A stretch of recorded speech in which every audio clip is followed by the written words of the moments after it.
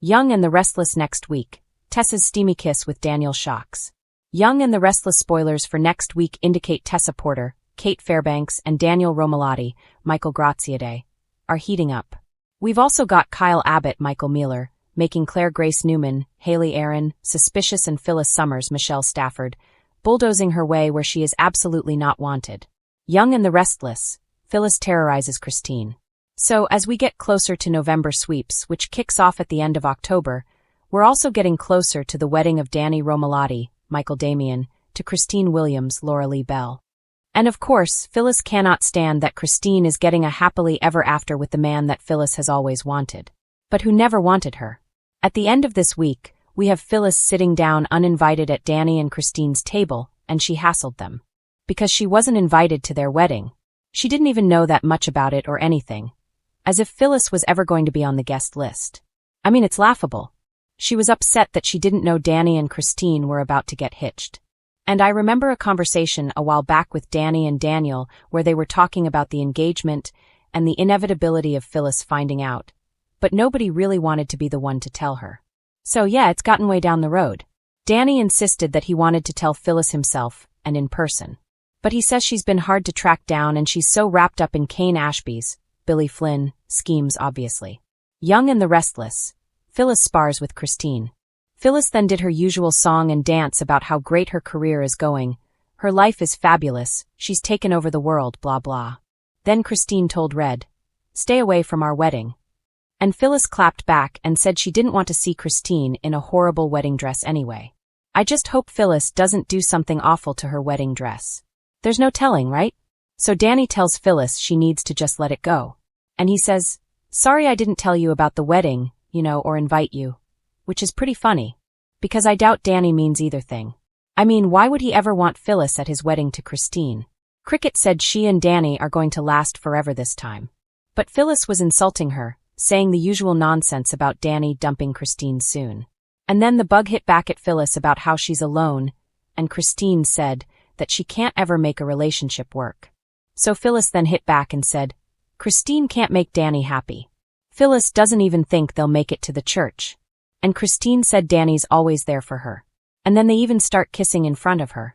Phyllis thinks they're putting on a show and trying too hard. Phyllis crashes Christine's bachelorette party on YandR. After Phyllis finally left, we saw Danny and Christine agree that they're going to have the best wedding ever. But they need to do their bachelor and bachelorette parties. So you'd think Phyllis would just mind her business, just drop it, just focus on what she's got going on in her life. But no. Next week's Young and the Restless spoilers have Christine totally horrified. Because Phyllis shows up and crashes her bachelorette party. All the other movers and shakers among the ladies in Genoa City are there. But it looks like Phyllis's invitation got lost in the mail.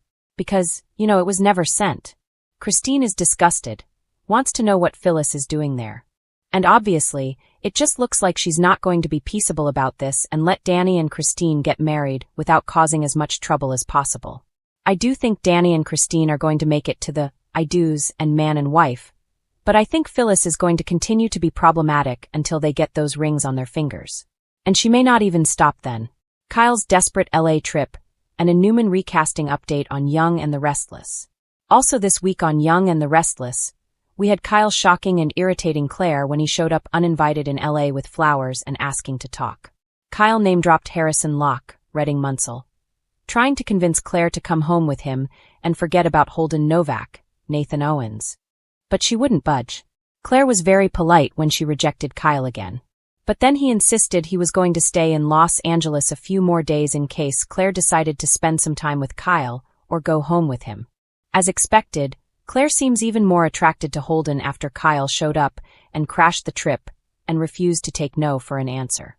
So, next week in Young and the Restless spoilers, despite Claire asking him to go back to Genoa City, instead of doing that, Kyle is lurking around the hotel and he is spying on Holden, who's talking to Sienna Bacall, Tamara Braun.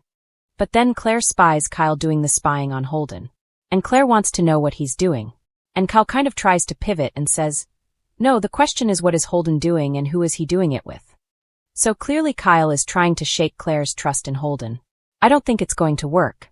Because Claire already met Sienna, and she knows that Holden and Sienna are friends.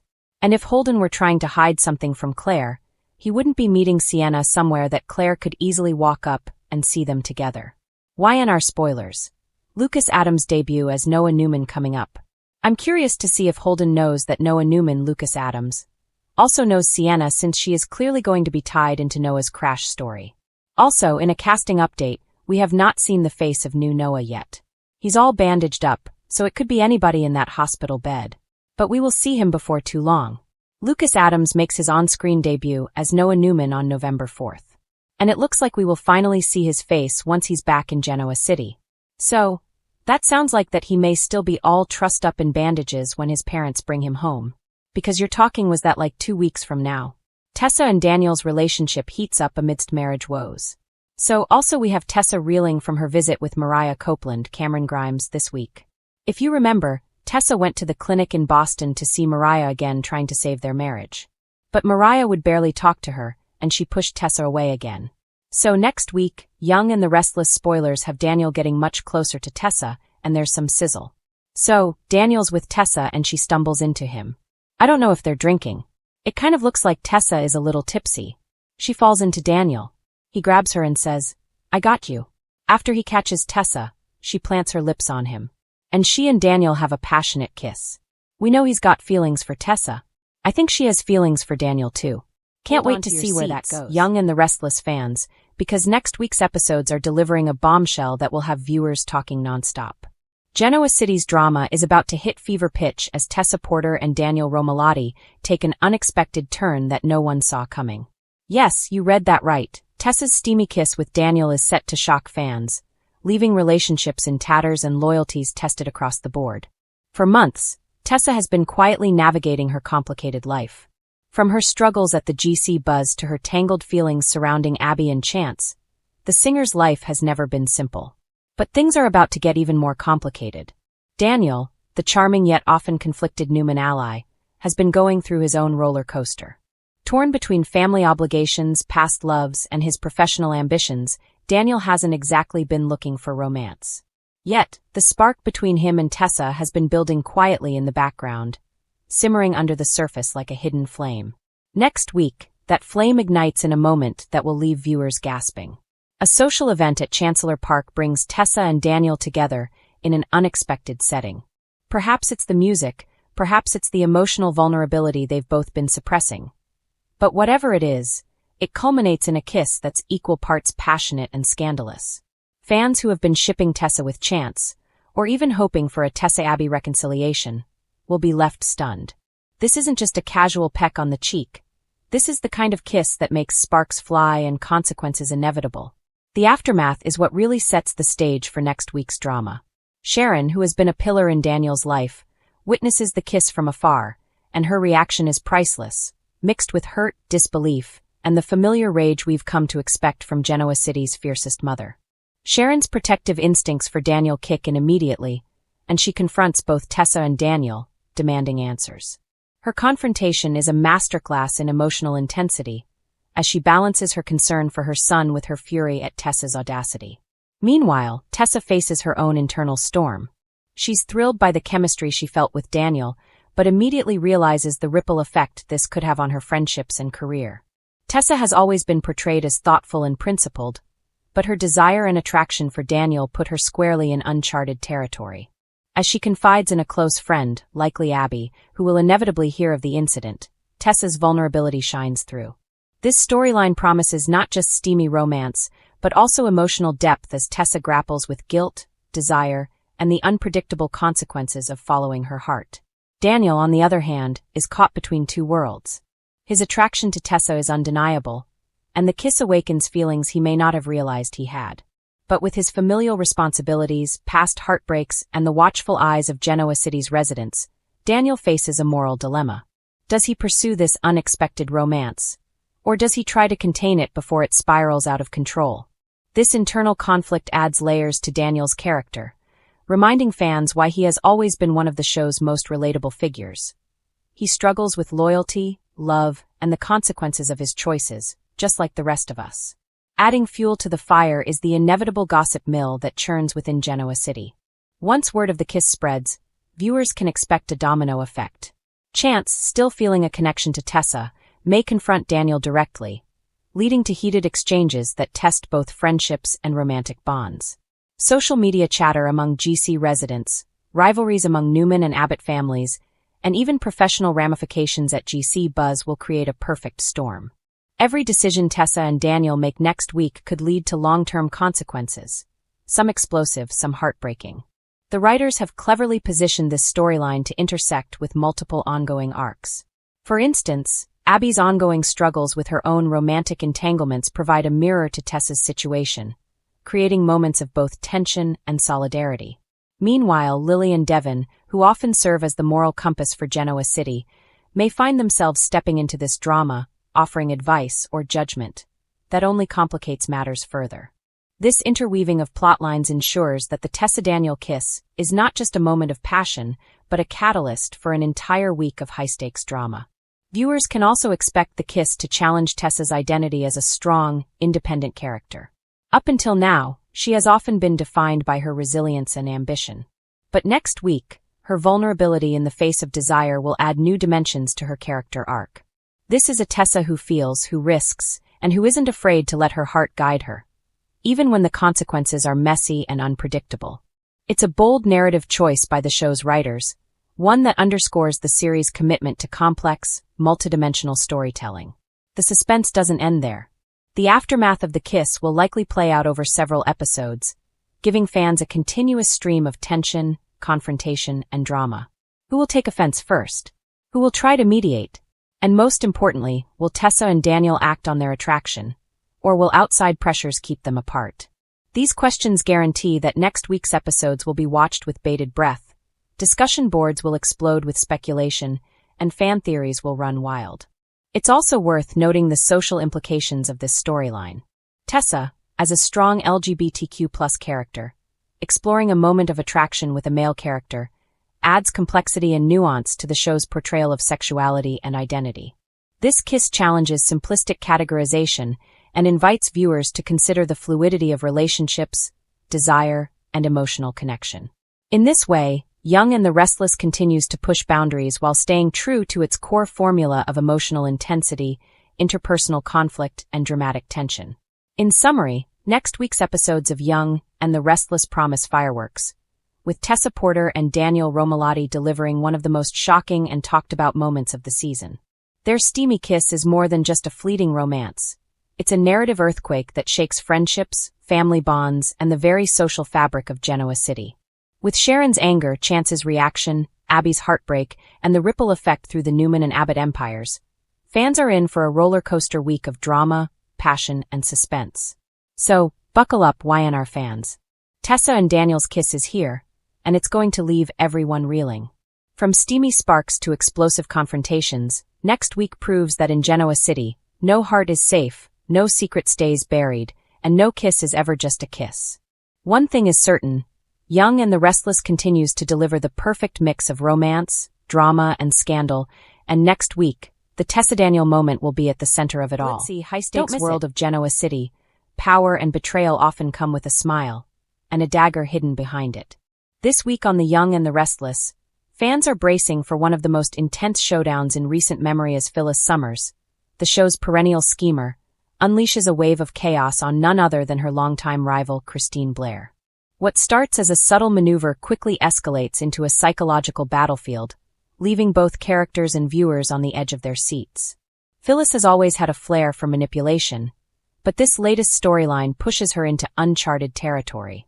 After a series of professional setbacks and personal betrayals, Phyllis appears to be laser-focused on one goal: taking Christine down piece by piece. And Christine, a seasoned attorney known for her intellect and moral compass, is about to find herself in a game that's as ruthless as it is personal. It all begins at the top of the corporate ladder.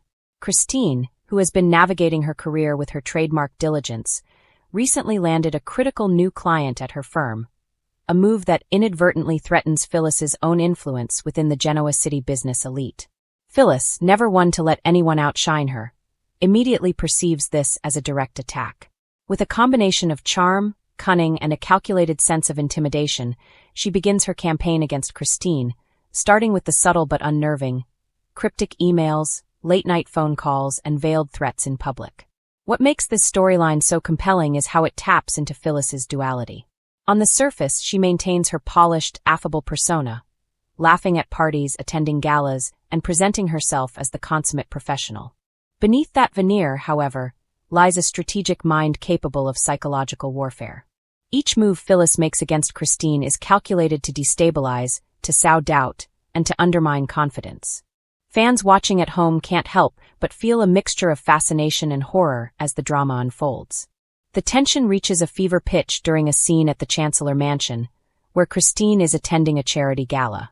Phyllis, appearing every bit the social butterfly, corners Christine with a smile that doesn't quite reach her eyes. Their exchange is dripping with menace. On the surface, it's polite conversation about the evening's fundraiser, but every word, every glance is laced with intimidation. The underlying message is clear. Phyllis is in control, and Christine is now in her crosshairs. It's not just about business for Phyllis. The personal stakes make her campaign even more dangerous. Christine has long been a figure of moral authority in Genoa City, someone Phyllis both envies and resents. She can't help but frame her attacks as a battle for superiority, a twisted measure of who deserves recognition, respect, and influence. This personal vendetta adds a layer of psychological depth to the story. Phyllis's manipulations aren't just about gaining the upper hand. They're about proving, to herself and everyone else, that she can dominate even the most untouchable of adversaries.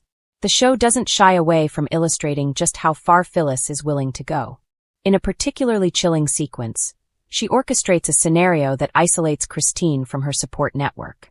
Subtle rumors are spread among colleagues, confidential documents are mysteriously misplaced, and Christine finds herself second-guessing her every move.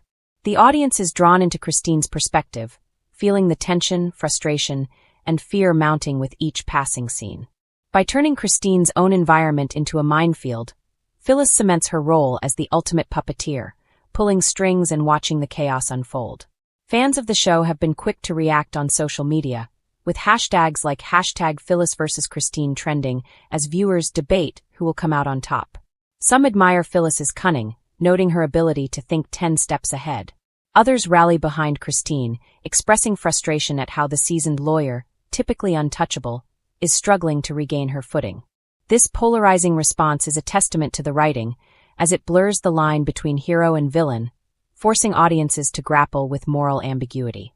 As the week progresses, the stakes only escalate. Christine, refusing to be outmaneuvered, begins her own subtle countermeasures.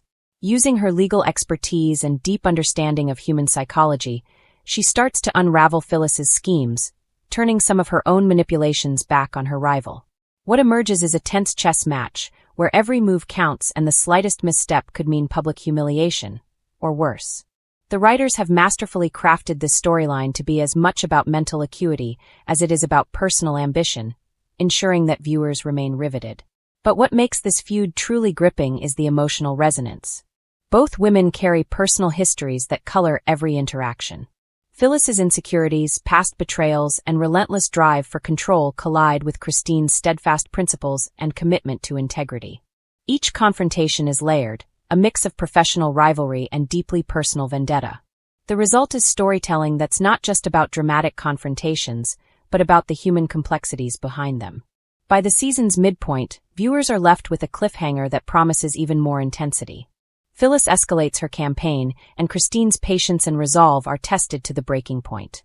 Rumors of a potential public scandal, legal repercussions, and personal betrayals swirl, leaving fans eagerly anticipating the next episode. The tension is almost unbearable, a testament to the show's ability to blend suspense, character development, and high-stakes drama into a compelling narrative. In the end, this storyline is a powerful reminder of why the young and the restless continues to captivate audiences. It's a perfect storm of ambition, rivalry, and psychological intrigue, anchored by two characters whose complexity makes every interaction riveting. Phyllis terrorizing Christine isn't just a plotline. It's an exploration of power, fear, and the lengths to which people will go to protect their standing and prove themselves. As fans tune in next week, the question looms large. Will Christine reclaim her footing, or will Phyllis's ruthless tactics finally tip the scales in her favor? One thing is certain. Genoa City will never be the same, and the battle between Phyllis and Christine is a masterclass in drama that will keep viewers talking long after the credits roll. The sun had barely risen over Genoa City, but already the tension between two of the town's most formidable women was palpable. Phyllis Summers, armed with her signature mix of charm and fire, had found her way to Jabot's offices, determined to make her presence known. Her target? Christine Blair. And this was not going to be a polite exchange. Phyllis strode into the sleek Jabot lobby, her heels clicking with purpose on the marble floors. She wore a tailored blazer over a silk blouse, the color of ambition, and her gaze was fixed on the top floor, Christine's office. Rumors had been swirling for weeks. Christine had been trying to edge Phyllis out of key Jabot deals, and Phyllis wasn't one to be pushed aside. Not now, not ever. Christine, of course, had no idea Phyllis was coming. She was reviewing contracts with a meticulous eye, the hum of her laptop filling the otherwise silent office. Her assistant knocked lightly, and Christine looked up. "Christine, Phyllis is here," the assistant said, almost apologetically. Christine froze for a moment, then smiled with a calm precision that could cut glass. "Send her in," she said, her voice neutral, almost too polite. But anyone who knew Christine knew this was a signal. She was ready for a war of wits. Phyllis entered, closing the door behind her with a confident snap. "Good morning, Christine," she said, her tone deceptively sweet. "I hope I'm not interrupting anything important." Christine raised an eyebrow. "Phyllis, to what do I owe the pleasure?" Phyllis smirked, tilting her head slightly. "Oh, I think you know exactly why I'm here. There's been a lot of chatter around Jabot, Christine, and I don't appreciate my name being used in less than flattering ways." Christine leaned back in her chair, steepling her fingers. "Chatter? Phyllis, you're talking about office politics. Surely you don't take that personally." "I take everything personally when it comes to business," Phyllis shot back, her eyes narrowing. "Especially when someone is trying to sabotage my deals." Christine's expression remained calm, but her mind was racing. Phyllis had a way of getting under her skin, of turning even the most trivial disagreements into high-stakes drama. "Sabotage is a strong word," Christine said. "Are we talking facts here, or just your imagination?" Phyllis laughed softly, a sound that didn't reach her eyes. "Oh, Christine, I know when I'm being blocked, and I know when someone's sneaky enough to hide behind corporate politeness while trying to pull the strings. And I have a feeling you know exactly what I'm talking about." Christine's lips pressed into a thin line. "You're implying that I—" "Yes." Phyllis cut her off, stepping closer. "You've been trying to edge me out of the new campaign. You think I won't notice? You think I'll just let it slide?" Christine held her ground, her voice dropping to a controlled, icy tone. "Phyllis, you've been in this business a long time. You know that competition is part of the game. If you're feeling threatened, maybe it's because you've misread your allies, or your enemies." Phyllis's eyes flashed. "Oh, Christine, don't act like you're some saintly guardian of Jabot. You've played dirty, too. And don't think I don't remember your little schemes with the Newman accounts last year. I can play that game as well as you can." Christine straightened, her calm demeanor cracking just a fraction. "I don't scheme, Phyllis. I strategize. There's a difference." Phyllis let out a soft, exasperated sigh. "Semantics, Christine. Semantics. You strategize to get what you want. I do the same. The difference? I'm not afraid to admit it." The tension in the room was electric. Each woman measured the other, the air thick with unspoken history and simmering rivalry. It was the kind of confrontation Genoa City thrived on, where every word was loaded and every glance carried 1,000 threats. Christine leaned forward, her fingers drumming lightly on her desk. "You know, Phyllis, it's funny. I always thought you were all charm and impulse. But here you are, methodically confronting me like this. It's almost admirable." Phyllis tilted her head, a sly smile spreading across her face. "Adorable? Christine, don't confuse fear with respect. I'm not here to be admired. I'm here to make sure my position is secure.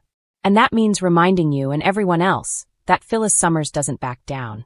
Christine's eyes narrowed, and for a moment silence reigned.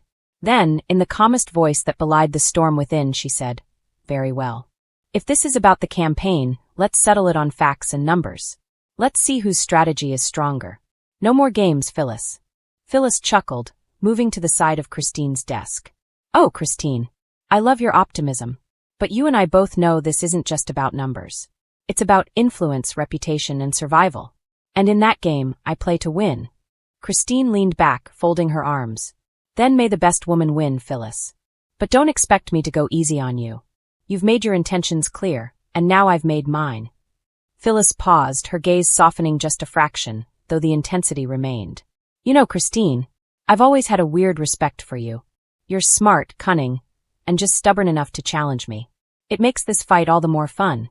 Christine allowed herself a small smile. Fun? For you, maybe. For me, it's work. And I intend to see it through.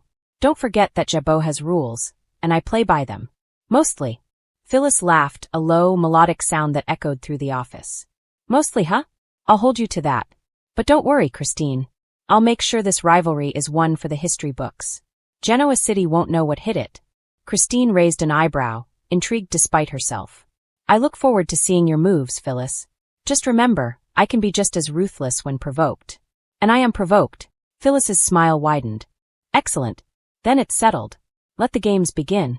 The two women stared at each other for a long moment, the unspoken challenge hanging in the air like electricity before a storm. Each knew that this confrontation was only the beginning. There would be more battles, more confrontations, and maybe even moments of uneasy alliance. But for now, the spark had been ignited. As Phyllis turned to leave, Christine called out, "Oh, and Phyllis?" "Yes." Phyllis paused, her back still to Christine. "Don't underestimate me. Not for a second." Phyllis's laugh followed her down the hallway, carrying a promise of chaos, ambition, and drama. Genoa City had seen battles before, but none quite like this. Two women, both powerful in their own right, ready to clash in a war of wills, strategy, and sheer determination. And everyone in the city would be watching. As the elevator doors closed, Phyllis smirked to herself. Christine Blair might have thought she was ready, but in the world of Genoa City, nothing was ever that simple. The city's drama was far from over, and if Phyllis had her way, it was only about to get more dangerous. This scene builds tension, sets up a long-term rivalry, and keeps the iconic Phyllis versus Christine dynamic strong, perfect for fans who live for Genoa City drama.